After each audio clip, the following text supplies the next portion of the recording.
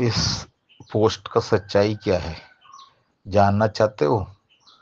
जो पोस्ट किया हुआ लोगों को इसके बारे में पता नहीं है। 3,545 दिन से जो OROP का प्रोटेस्ट चल रहा है जंतर मंतर पर, मतलब 26 फरवरी 2025 को 3,545 दिन हो चुका है। इसका सच्चाई क्या है कुछ पता है? और दूसरी बात, जंतर मंतर का आंदोलन करने वाला जगह वहाँ पर नहीं है, वहाँ से थोड़ा आगे दोनों जगह पर बैरिकेड लगा के रखा हुआ है। उस बैरिकेड का उस तरफ इस तरफ पुलिस ड्यूटी करता है। दिल्ली पुलिस का एक चेक पोस्ट भी है, वहाँ पर पैरामिलिट्री फोर्स भी आता है, लेडी पुलिस भी आता है। कम से कम पुलिस वाला ही उसके अंदर 100 आदमी का आसपास उसके अंदर ड्यूटी करता है।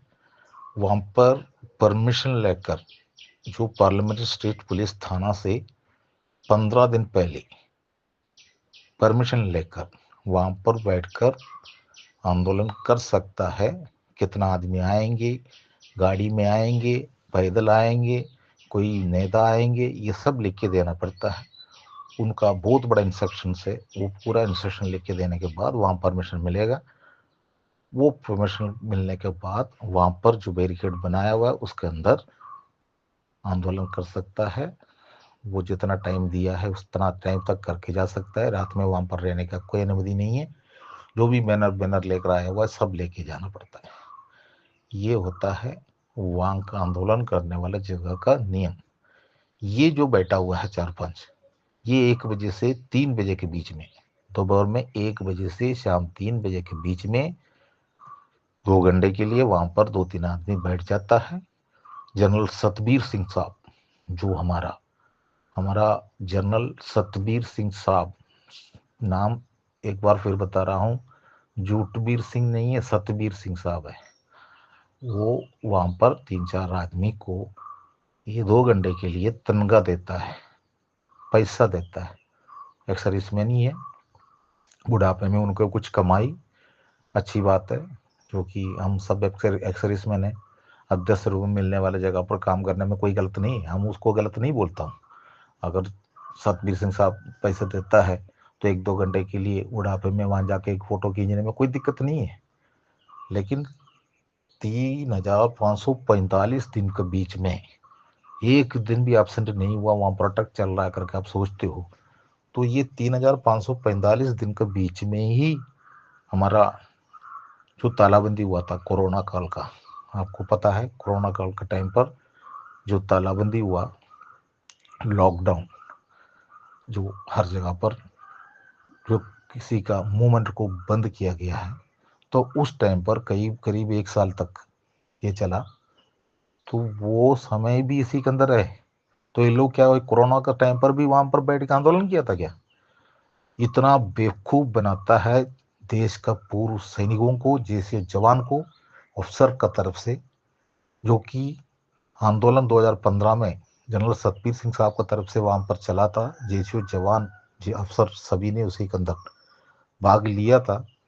उस टाइम पर ऑल इंडिया का तरफ से सभी ने वहां पर पैसा डोनेशन किया, करीब 3 करोड़ रुपया वहां पर इकट्ठा हुआ।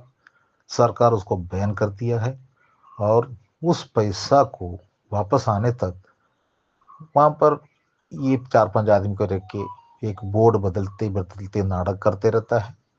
और ऑल इंडिया में जो एक्सर्विसमैन जहाँ भी बैठा हुआ है, जो कर्नाटक में बैठा हुआ है, तो तमिलनाडु में, आंध्रा में, हर जगह पर जो बैठा हुआ एक्सर्विसमैन सोचता है हमारा आंदोलन वहाँ पर आज भी चल रहा है जनरल सतबीर सिंह साहब के नेतृत्व में, और हमें असली हर OROP मिलेगा। तो इसी के बीच में आपको असली OROP तो मिल चुका है, जैसे उसको तो पूरा असली OROP मिल गया। और अपना प्रीमेच्योर रिटायरमेंट 2014 के बाद जो प्रीमेच्योर रिटायरमेंट लिया है उनको भी मिल गया, क्योंकि प्रीमेच्योर रिटायरमेंट को, PMR को VRS का नाम दे के अफसरों ने सरकार को गुमराह कर दी। और MSP इक्वल अलाउंस होता है, उसमें इक्वल अलाउंस ना देते हुए अलग अलग कर दिया। जो हमारा MNS जो है वो कम्बाट नहीं है, उनके लिए आर्म्स कोत नहीं है, उनके लिए यूनिट नहीं है, उनको लड़ाई करने की ज़रूरत नहीं है, तो उनको तो बढ़ा के दे दिया। और जैसे जवान का तो जान कोई खतरा में नहीं है, वो तो एसी कमरा में रहता है, तो उनको तो दिया ही नहीं है। और ये सब चीज़ आपने देख लिया। और फिटमेंट फैक्ट जो 7 CPC में जो आउट हुआ, 1 साल तक तीनों सेना प्रमुखों ने हमको कम दिया करके उन्होंने लेने में इनकार करके बैठ गया। जिस जवान भी सेवारत पार्टी इंतजार किया हमारा तीनों जनरल हमको अब कुछ दिलाएंगे, और 1 साल तक इंतजार करते रहा। 1 साल तक सरकार से तीनों सेना प्रमुख बातचीत करते रहा और झूठ बोलते रहा सरकार को।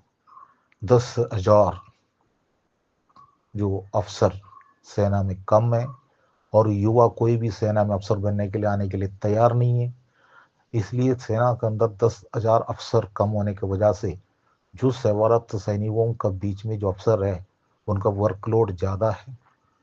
उनको बिल्कुल एक एक अफसर को 3-3, 4-4 पद दे रखा है, चार्ज दे रखा है। आदमी ना आने के लिए तैयार नहीं है। इसलिए आखिरी में सरकार ने 2.81% का फिटमेंट फैक्ट लगाकर 7th CPC में अफसरों को फायदा दे दिया। और जवान जैसे जितना भी वो 1 साल से इंतजार कर रहा था उनको तो 2.5 में रख दिया। ये तो हमने देखा कितना फायदा। 3,545 दिन से जनरल सतबीर सिंह साहब का टीम वहां पर बैठ के कितना फायदा दिला रहा है आपको, कितना फायदा मिल गया। जहां पर ये बैठा हुआ है वहां पर परमिशन लेने का कोई जरूरत नहीं है। वहां पर आराम से बैठो, फोटो खींचो, चले जाओ। परमिशन लेके 3,545 दिन जंतर मंतर का आंदोलन करके बोल के जनरल सतबीर सिंह साहब उधर कम से कम बिठा के तो देखो, रोज रोज परमिशन लेके, तो पता चलेंगे। जो कि सरकार का कागजों में ये जो लोग बैठा है उसका कोई गिनती नहीं है। जहां परमिशन लेना वहां परमिशन लेकर आंदोलन करेंगे तो वहां पर गिनती होता है, उसमें कोई शक नहीं है। वहां पर वही आगे जो बैरिकेड के अंदर जो 392 डेज आंदोलन किया 20 फरवरी 2023 से जो 2024 मार्च 16 मार्च 2024 तक 392 डेज सबका सैनिक संघर्ष कमेटी का नेतृत्व में जंतर मंतर पे अनिश्चितकालीन आंदोलन चला। वो बैरिकेड के अंदर वो 392 डेज का जो आंदोलन में 392 डेज परमिशन लिया और वहां पर आंदोलन किया। परमिशन आराम से नहीं मिलता है, बहुत उसके लिए बहुत हंगामा करना पड़ता है। रेल रोको और पार्लियामेंट को जो घेराव करना, ये सब जो 392 डेज के अंदर हमने देखा। लेकिन वो भी तो जैसे जवान का आंदोलन थे। लेकिन देश का पूर्व सैनिकों को बेवकूफ बनाते हुए जनरल सतबीर सिंह साहब का जो टीम अभी भी जो जंतर मंतर पर वो वहां पर पूरा गंदगी, कभी पालतू कुत्ता वगैरह पड़े रहते हैं। एक लेडी वहां पर पागल पड़ा है, उसने वहां पर कम से कम उस एरिया का पूरा कुत्ते को पालते रहता है, वो वहां पर पूरा टट्टी करके डाला है, इतना बदबू आता है। उसका बीच में टूटे फूटा 2-3 कुर्सी डालकर एक बोर्ड के अंदर जो डेट बदल कर चले जाता है। और देश का सारे पूर्व सैनिक ऑल इंडिया में जो बैठा हुआ है, खास तौर पर साउथ इंडिया में, जो और सोचता है हमारा प्रोडक्ट अभी भी उधर चल रहा है। ऐसा नहीं है, इसका सच्चाई यही है। ठीक है, मैं गोपाल कृष्णन जंतर मंतर आंदोलन टीम के साथ में हमने वहां पर लगातार 392 डेज काम किया है। इसलिए इसका सच्चाई आप लोगों तक पहुंचाने के लिए मैंने ही वॉइस डाला है। जय हिंद, वंदे मातरम हमारा नारा है, अभी नहीं तो कभी नहीं। और ध्यान रखिए, आंदोलन फिर अगर अपना आंदोलन आगे जारी रखना है, अपना हक मांग जो सरकार से लेना है तो खुद मांगना पड़ेगा। कोई जनरल सतबीर सिंह साहब का या किसी अफसरों का पीछे खड़ा होकर आपको कुछ भी नहीं मिलेगा। अभी खड़ा होकर देखा, जो देश आज़ाद होने के बाद इतना साल हो गया, 1 से लेकर 7 पे कमीशन निकल गया, 8वां पे कमीशन आने वाला है। तो वैसे की तैसी हमारे साथ में जो हुआ है वही होना है आगे भी। इसलिए कम से कम समझदारी से ये जवान कम से कम जागरूक तो हो जाओ। आंदोलन करने की हिम्मत नहीं है तो मत करो। कम से कम 700 संगठन है इंडिया के अंदर, ये जवान है उसके अंदर 97%। लेकिन 97% लोगों को जो जो मिलना है वो नहीं मिलता है। जो आपके लिए जो भी आतरेज है, जो भी आपके लिए मिलना है, वो आप अफसरों के पीछे खड़ा होकर ले रहा है। 3% अफसर हर जगह पर वही बैठता है, वो अपना फायदा लेके चला गया।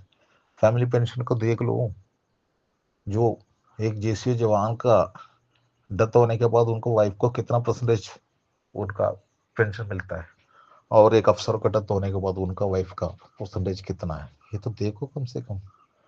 कुछ भी नहीं देखते हो, प्रचार करने के लिए, हाई हाई करने के लिए लोग लगे रहते हो। इसलिए सच्चाई पता होना चाहिए, इसलिए हमने ये वॉइस में आया। जय हिंद, वंदे मातरम, भारत माता की जय।